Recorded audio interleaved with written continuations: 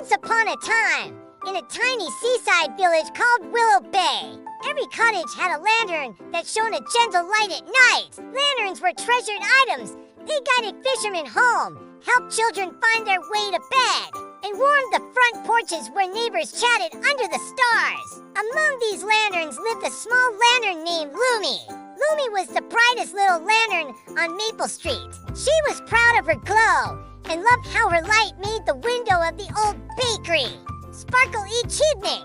Lumi's light was warm and steady, but she kept it tucked tightly inside her glass. "My glow is special," Lumi would tell herself. "If I let it out too much, it might fade. If others borrow it, it won't be mine anymore."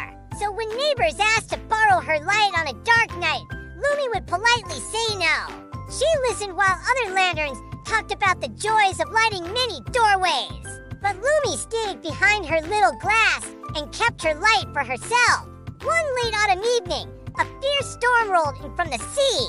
The wind howled, rain pelted the windows, and the village's big lighthouse flickered and sputtered. Power lines swayed, and several lanterns along the bay went dim. In the bakery, Mr. Finch tried to keep the oven warm, but the flour spilled and the dough needed tending. Children snuggled under quilts, peeking out at the black night that seemed to swallow even the moon. Outside, an old fisherman named Jonah stumbled along the path, his hat soaked and his coat heavy with water. He fumbled in his pocket for the key to his shed, where he kept the fishing net he needed to fix. The path was muddy, and the lantern by his gate had gone out. He squinted, uncertain, and moved slowly toward Maple Street, hoping to make it home. Inside its glass, Lumi watched the storm. She could see her neighbors' lanterns that had shared their glow flickering from house to house, and she heard little feet and worried voices calling for help. When Jonah reached Maple Street, he paused at the corner. His eyes searched for light. Lumi's heart, well, if lanterns had hearts, fluttered. She could keep her light safe and warm, or she could open her glass wide and let it spill out into the night. Her first thought was fear. "If I open up, my light might fade forever," she said softly. But as she listened, another thought arrived. What if one small glow could help someone find their way?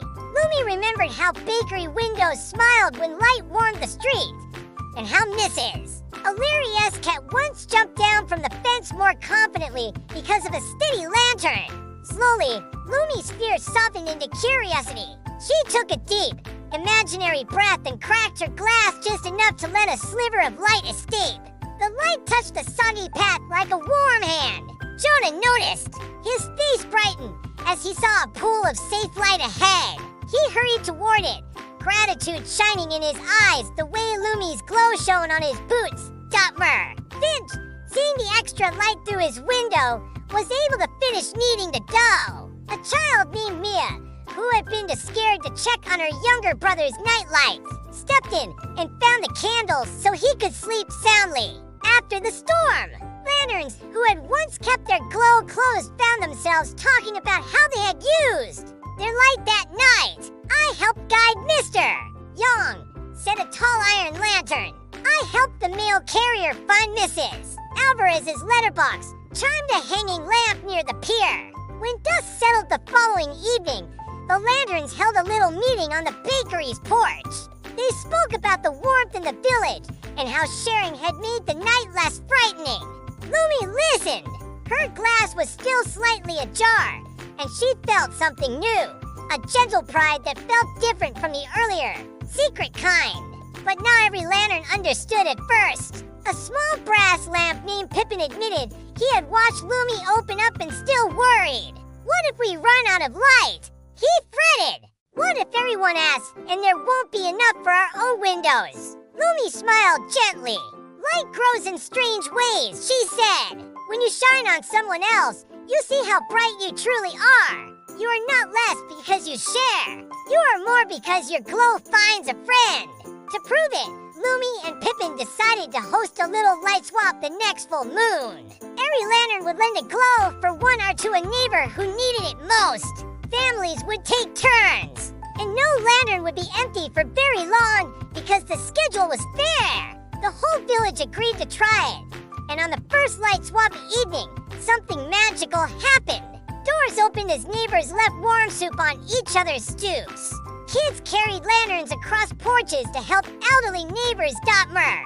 Finch baked a dozen extra rolls and left one at every doorstep with a ribbon and a note for our bright friends. One night, a child named Eva lost her way home after following a firefly across a dune. The dunes are tricky when the moon hides. Eva wandered, small and brave, with sea spray in her hair. In the distance, a string of lanterns had arranged themselves like a tiny torch parade to guide late walkers. Lumi led the way. Her glow brushed the edges of Eva's path, and before long, the girl's tiny hands were in her mother's warm ones. Eva clapped and said, "Thank you, Lantern." Lumi's glass seemed to hum with joy. As seasons passed, Lumi practiced sharing more and more. Sometimes she gave a whole night to a neighbor whose storm battery had failed. Other times she gave just a little glow so a child could find the lost toy under a bench. Each time, her brightness did not fade. Instead, it swelled like a heart that beat stronger when it saw kindness returned. Other lanterns saw this and felt brave themselves. They tried sharing too, and the village became a patchwork of light where help and laughter could always be found. On a crisp winter evening, the lanterns were asked to light the way for a holiday parade. Lanterns of every size lined the streets, their beams knitting together like a warm blanket.